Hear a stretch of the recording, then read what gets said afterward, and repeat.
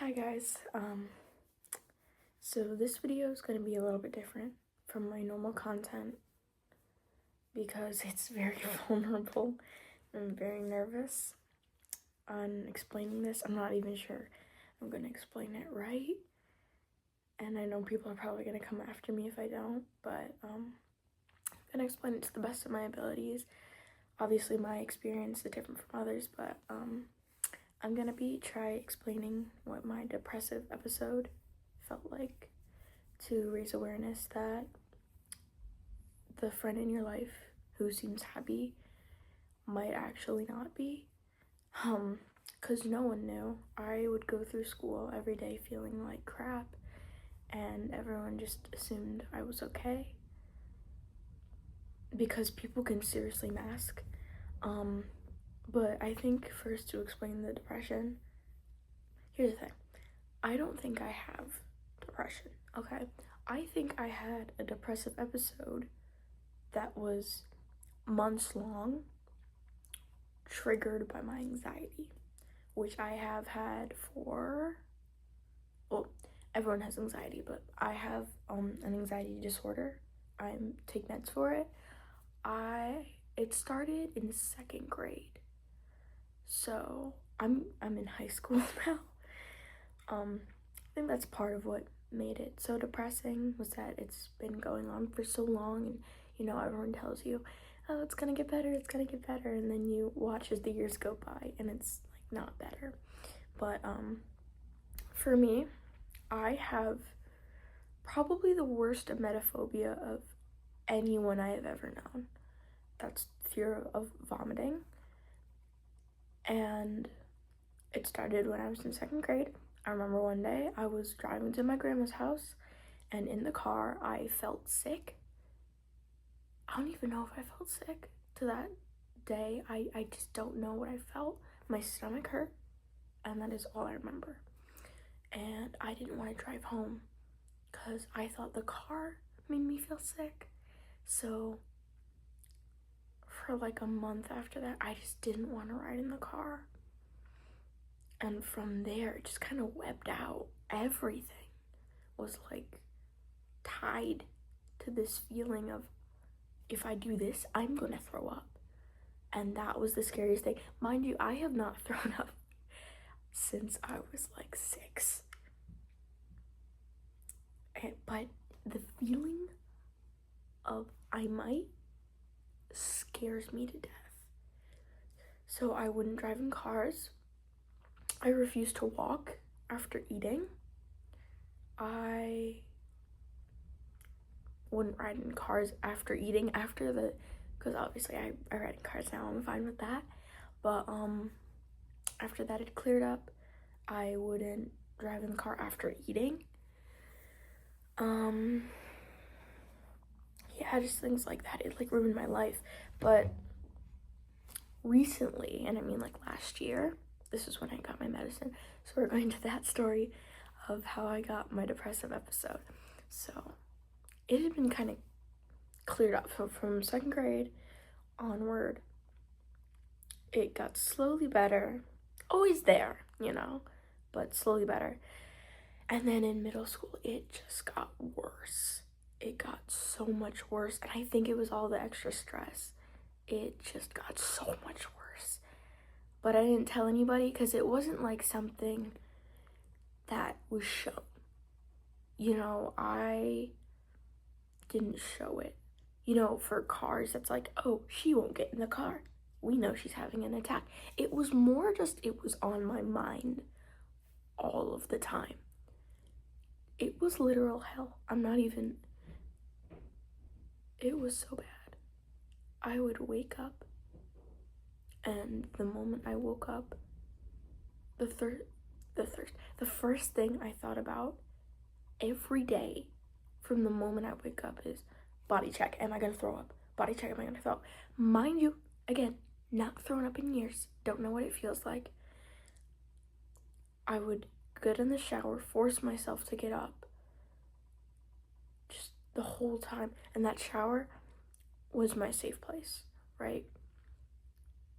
I would find myself during that time just getting into the shower odd times of the day just because that's the only place I could not feel anxiety. Where was I going with this? So yeah, I would wake up and then that would be the last thought on my mind. I would have to calm myself down for several hours just to sleep for like 5 hours a night, sometimes less. During the school day, oh my god, I was just a slave. That's what it feels like. You're a slave to yourself and you can't stop it. Obviously, if you could stop it, you would, but you're just a slave to whatever your mind wants you to think.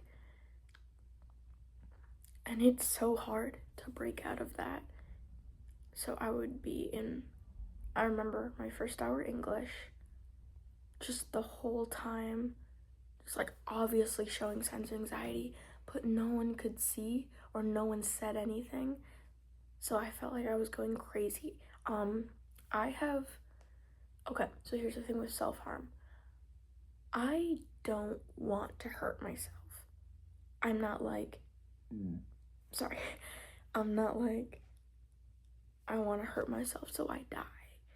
It's a coping mechanism I have to divert the mind from worrying onto pain, because that's the only thing that could break me out.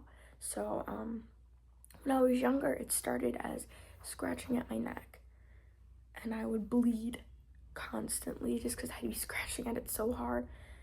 But I had a lot of bad experiences with people not being so nice or sensitive towards such a sensitive topic. So that went away, and then those last 2 years,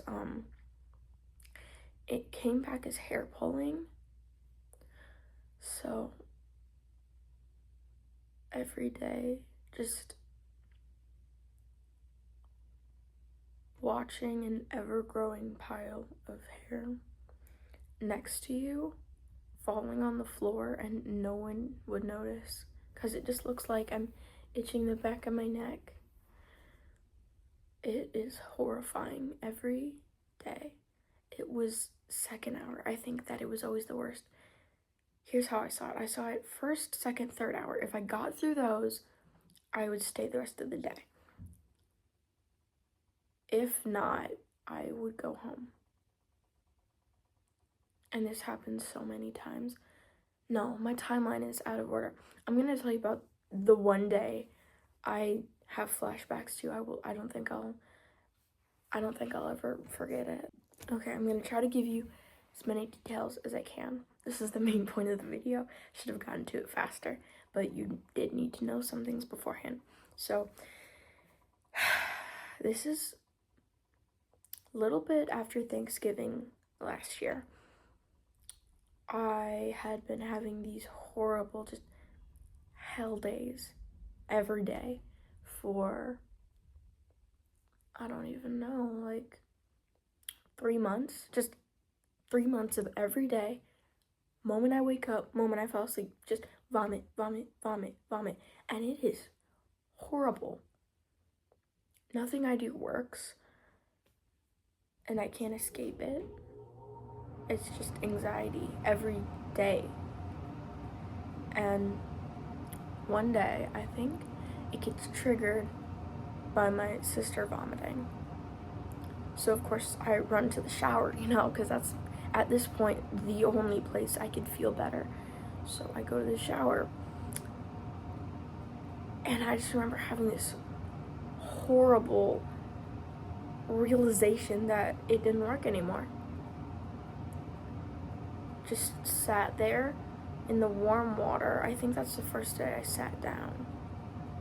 I didn't want to stand. I sat in the shower while the water was running, just waiting for it to feel better, and it didn't. And I started crying.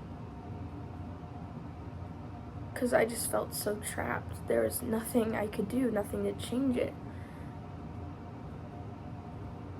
I'm trying to like think back to the day. I'm gonna put a TW here for this next part. So it was then that I started having suicidal thoughts in the shower. I just didn't want it anymore. This was the second time I had had suicidal thoughts.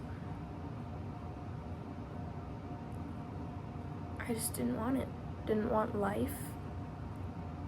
Because all it was just a walking hell. Just every second of every day, just thinking about the one thing I couldn't stand and then hurting myself over it. So I planned to take my diabetic sister's insulin shots and inject myself until my blood sugar got so low that I would die. I'm sorry. And sitting there thinking about that, I think made me realize I wanted to live, or at least, I can't explain it. It was like hearing myself in my own head saying, is this really what it's come to? Is this really my existence? And I started crying so hard because this was why would you want to do this to yourself? I just thought of the life slowly draining out of me as I would die with that insulin shot.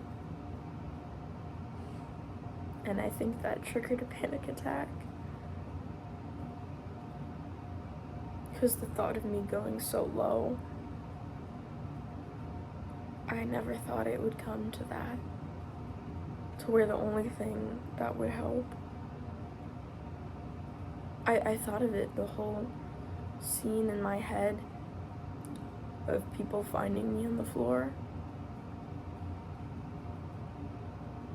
And then that triggered the panic attack, and I left the shower. And for the first time in months, I told my parents what the heck was happening. And they started freaking out too, which I don't think helped at all. So at that point, I was hyperventilating, couldn't stop. That was the first time I had ever not been able to stop hyperventilating. And it was scary as hell.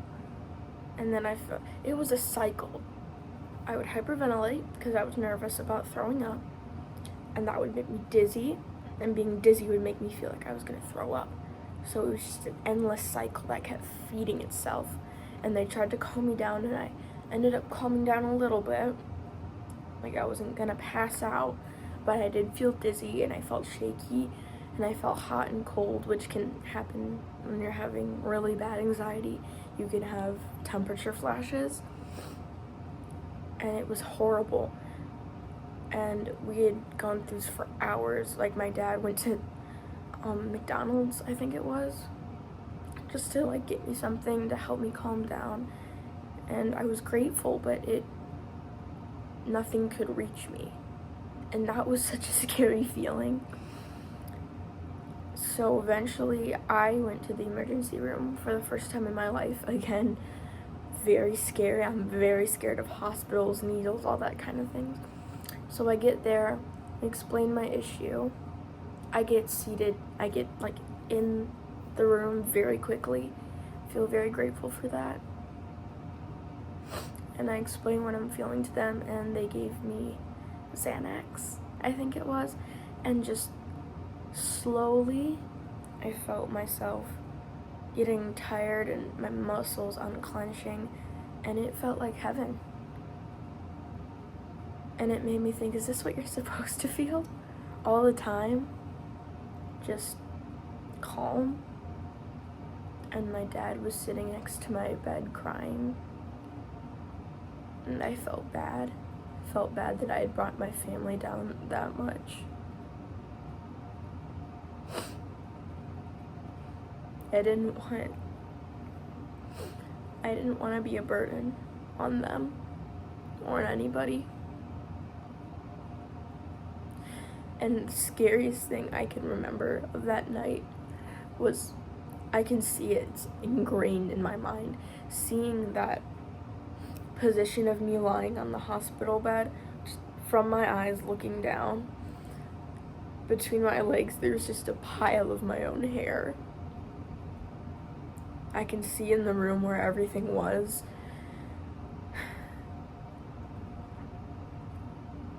Just a pile of my own hair. And I just felt ashamed. Ashamed that I let myself get that bad. I felt like I was hurting my family. But from that point, things got a little worse, then they got better, a lot. So after that visit, I could not stay in school. I just couldn't. So that was probably the worst anxiety attack in my life I have ever had. That day was the worst day I've ever had. Just period, ever. So I went home. Everyone's kind of shook up, but trying to keep me calm. And then I think it was a 3-day weekend. Yeah, it was a 3-day weekend.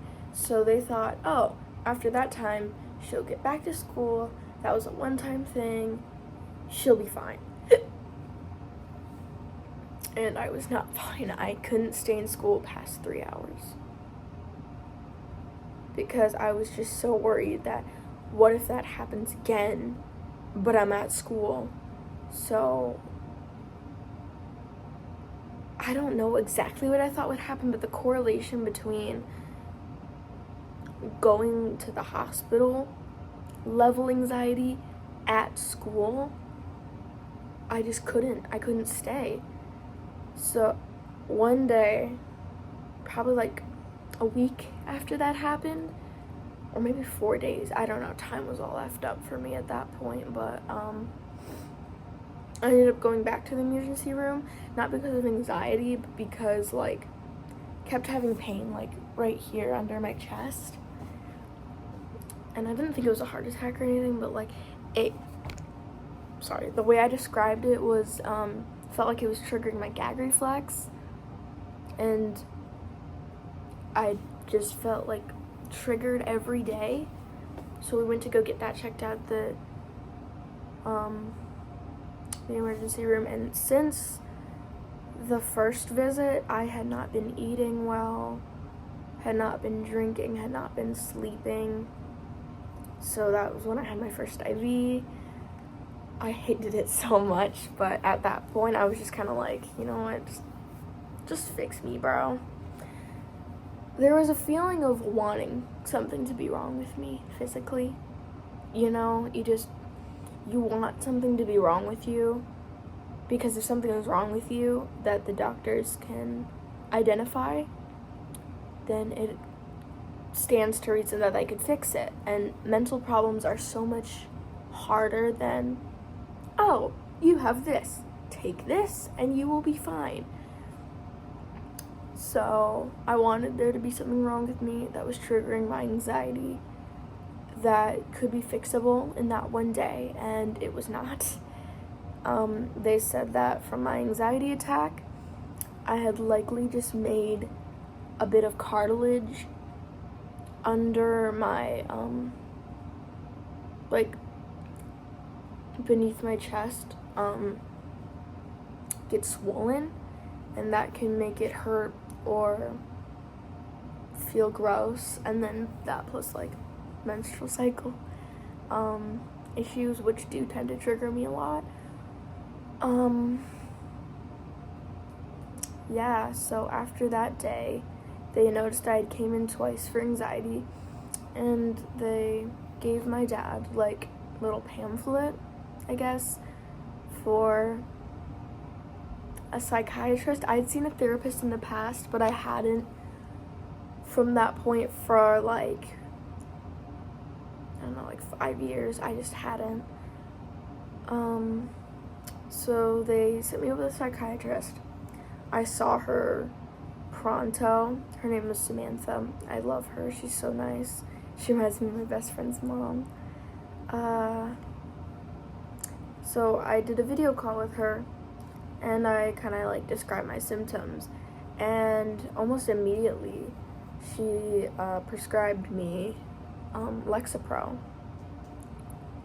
And it was such a weird thing to me because when I had first been seeing my therapist, I know my dad was very hesitant about it, both my dad and my mom, because they just didn't want me to be medicated because they saw it as an excuse to get a child hooked on medication and then have them need to pay for it in adult life just as like a money grab, you know?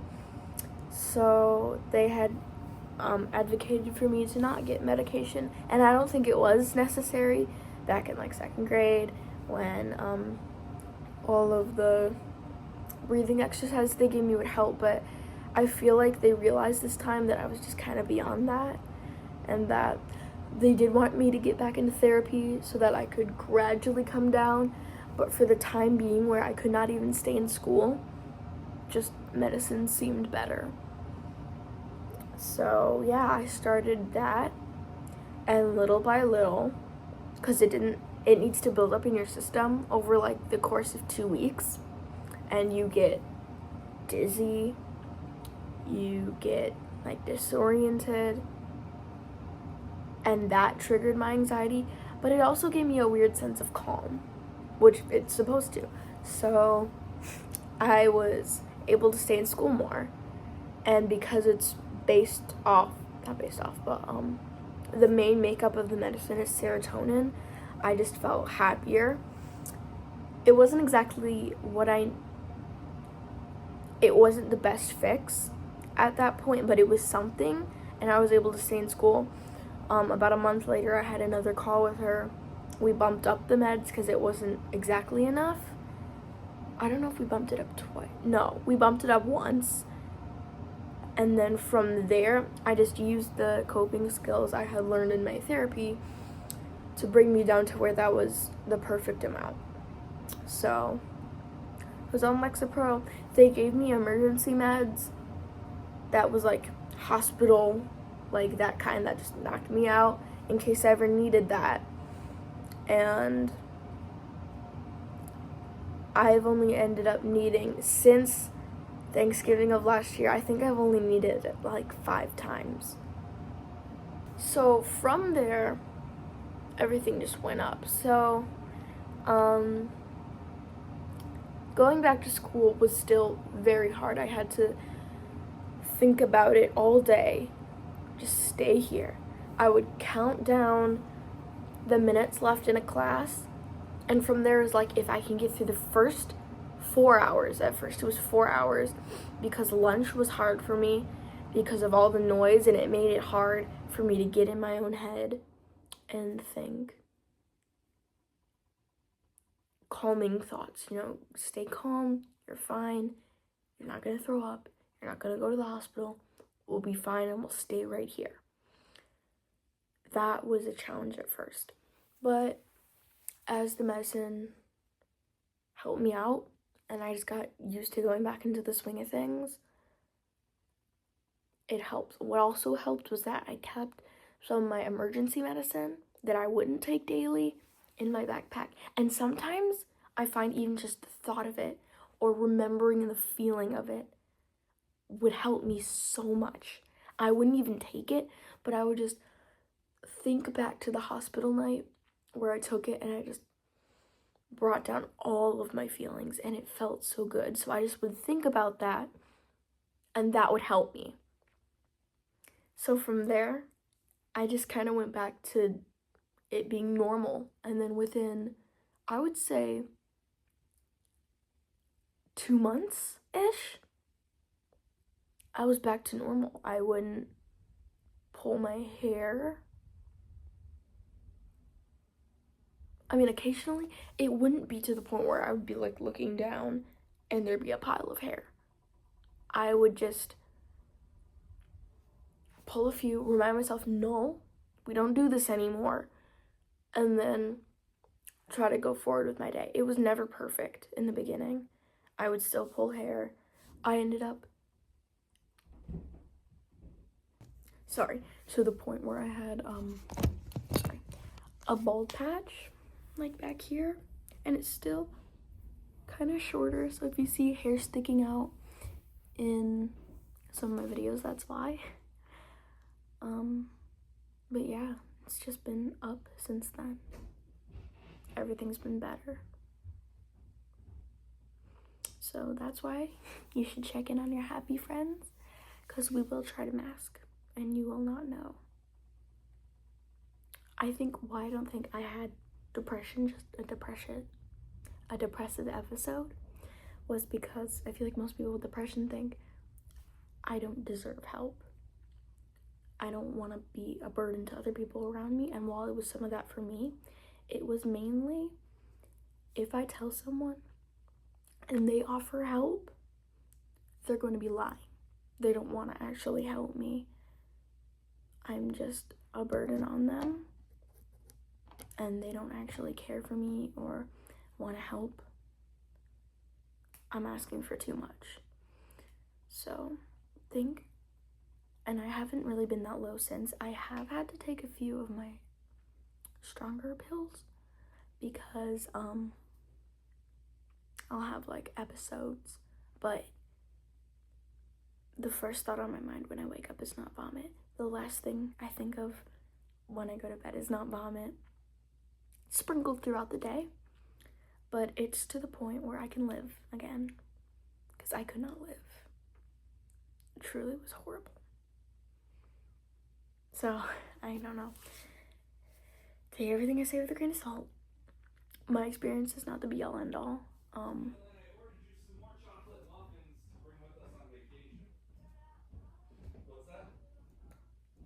And things do get better. Thank you guys.